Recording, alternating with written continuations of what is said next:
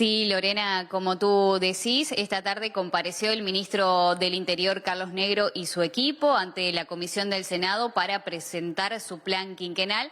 Por supuesto que la situación de Río de Janeiro estuvo sobre la mesa, el despliegue policial que se ha dado en Río de Janeiro para evitar el avance del Comando Vermelho. Los legisladores de la oposición trasladaron su preocupación y plantearon algunas medidas para que se desplieguen las Fuerzas Armadas en la frontera para evitar que estos grupos criminales desembarquen en nuestro país, medida que ya se viene tomando en Argentina. En tanto, la oposición señaló que los dichos de la fiscal Ferrero ayer en comisión los dejaron en estado de alerta y fueron muy distintos a los comentarios del ministro Negro esta tarde en comisión, que relativizó todos esos hechos y la situación de inseguridad que se vive en nuestro país. Pero repasemos las declaraciones del senador Javier García y del exministro Nicolás Martinelli.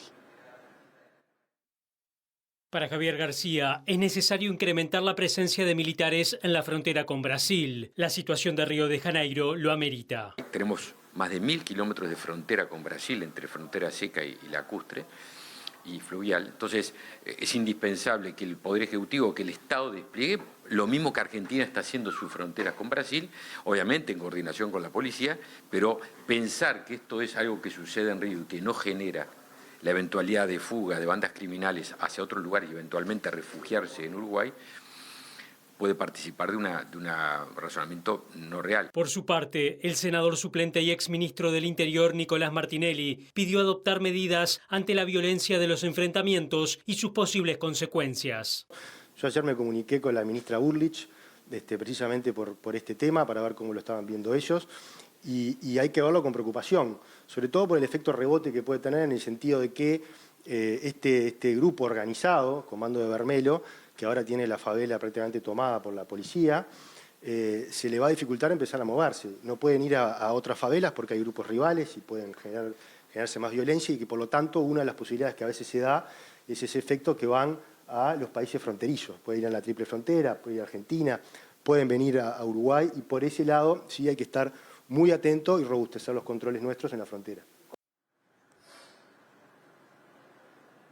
Bueno, y si bien no lo dijo en sala, en conferencia de prensa sí, el ministro del Interior anunció que ya se tomaron medidas para blindar la frontera con Brasil y evitar que estos grupos de narcotraficantes crucen a Uruguay. El ministro también anunció que en las próximas semanas estará viajando a Brasil para reunirse con sus pares del Mercosur, una reunión que ya estaba agendada, pero por supuesto tendrá este tema sobre la mesa, uno de los tantos, entre otros temas de seguridad. Pero también el ministro se refirió, consultado por otros colegas, sobre el accionar policial en el vecino país. Lo escuchamos. La problemática de Río de Janeiro, por supuesto que nos preocupa, y aparte nos lleva a pensar en lo que no puede pasar en nuestro país, las cosas que no deben y lo que no debemos hacer también en nuestro país.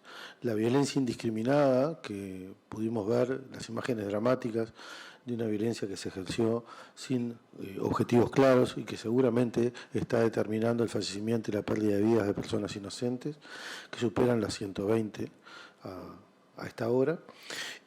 4 funcionarios policiales que perdieron su vida en esta acción policial. Bueno, todo ello nos lleva a la reflexión de qué políticas de seguridad queremos implementar en nuestro país y qué políticas de seguridad no debemos implementar en nuestro país. Y también nos tiene que llevar a la reflexión de los mensajes que se dan, porque exaltar de alguna manera este tipo de acciones es profundamente irresponsable, y tenemos que tratar de mantener la cordura, la calma, para ver cuáles son las acciones que eviten que nuestra sociedad tenga que padecer estos niveles de violencia, que como todos sabemos, violencia lo único que trae consigo es más violencia. Ya se tomaron medidas, ya hay órdenes expresas de la custodia y reforzamiento de la vigilancia de las fronteras, así que ya la policía está tomando cartas en el asunto en ese aspecto. Bueno, y en minutos regresamos para abordar el capítulo de presupuesto. Ya se instalaron críticas por parte de la oposición sobre la cantidad de funcionarios que contempla este presupuesto para los próximos 5 años, así que los vuelvo a convocar.